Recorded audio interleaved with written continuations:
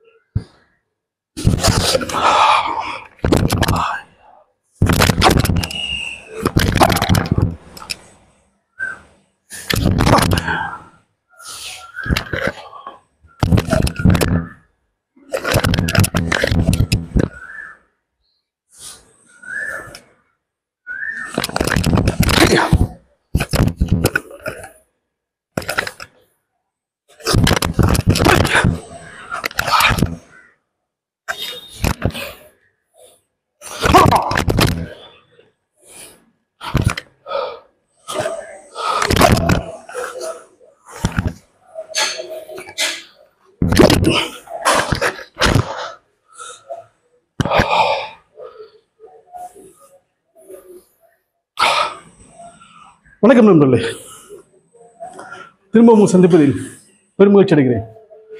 நண்பர்களே, ஒரு முக்கியமான விஷயம் பேசிட்டு அடுத்த இதுக்கு போகலாம்.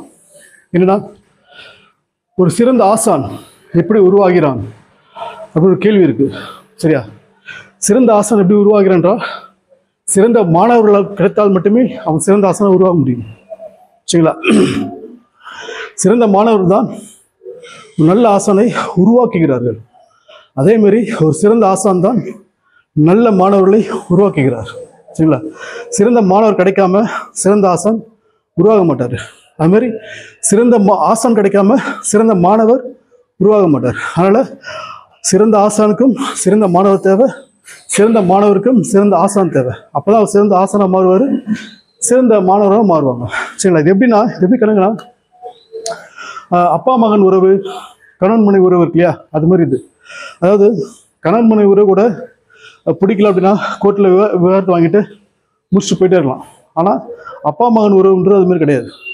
அப்பா மகன், அம்மா மகள், இது மாதிரி உறவுலாம் இருக்கு. இது வந்து அது மாதிரி உறவு கிடையாது.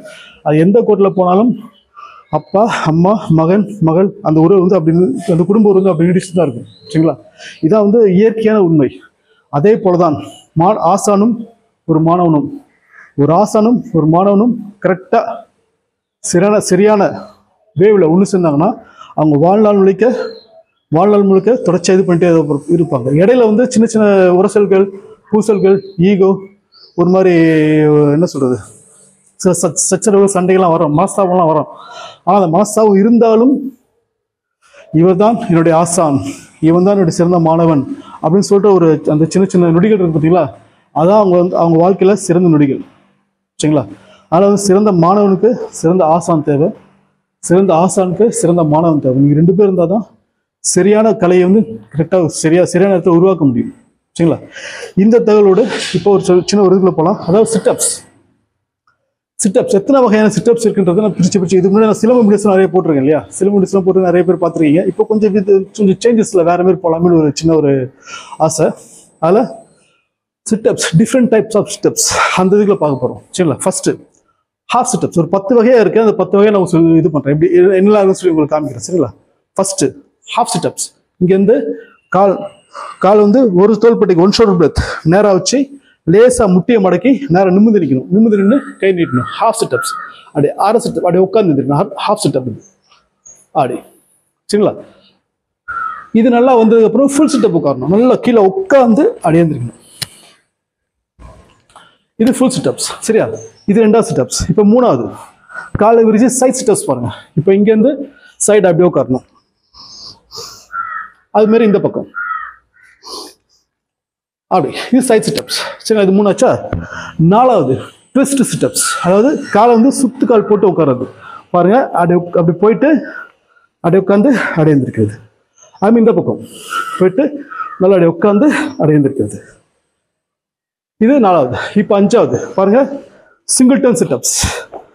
ஆடி சிங்கிள் டர்ன் ஆடி. சரிங்களா? இப்போ அடுத்து 6வது டபுள் டர்ன் சிட்டப்ஸ். இப்போ 1 2 அப்படி போய்ட்டு உட்காரணும். அது இந்த பக்கம் 1 2 அப்படி போய்ட்டு உட்காரணும். சரிங்களா? 6வதா? இப்போ 7வது மூவிங் ஸ்டெப்ஸ்.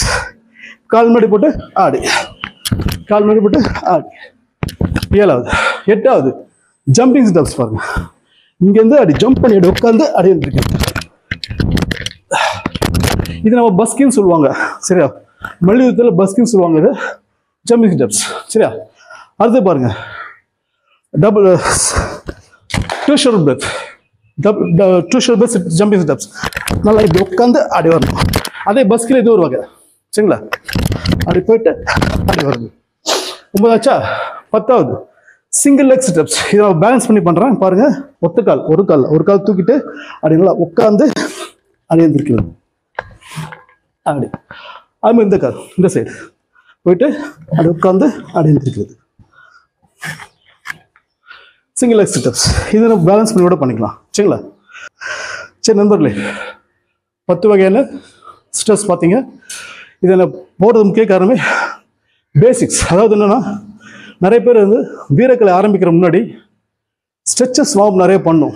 ஸ்ட்ரெச்சஸ் வார்ம் பண்ணிவிட்டு அப்புறம் இந்த வீரக்கலைக்குள்ளே வந்தாங்கன்னா, பயிற்சிக்குள்ளே வந்தாங்கன்னா இன்னும் அவங்களுக்கு பாடி வந்து ஒத்துழைக்கும், அவங்களுக்கு உடம்பு வந்து ஒத்துழைக்கும்.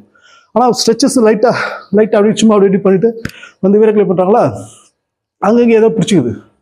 நான் சரியான ஸ்ட்ரெச்சஸ் பண்ணாமே வந்துடுறாங்க, சரியா? நான் ஸ்ட்ரெச்சஸ் பண்ணுறதுக்காக இந்தமாதிரி சில வீடியோஸ்லாம் போடுறேன். ஃபஸ்ட்டு ஸ்டெப்ஸ் ஆரம்பிச்சிருக்கேன், அடுத்து அப்படியே ஒன்றுனா போவேன், சரிங்களா? நண்பர்களே, திரும்ப சொல்கிறேன், நல்ல ஆசான்மார் உருவாகணும்னா நல்ல மாணவர் கிடைக்கணும். அதுமாதிரி நல்ல மாணவர் கிடைக்கணும்னா நல்ல ஆசான்மார், நல்ல மாணவர் உருவாகணும்னா நல்ல ஆசான்மார் கிடைக்கணும். இங்கே 2 பேரும் ஒரு சேர ஒருங்கிணைச்சு வந்தாங்கன்னா சிறந்த வீரர்களை நம்ம வந்து கொண்டு வரலாம், சரிங்களா? நன்றி, வணக்கம்.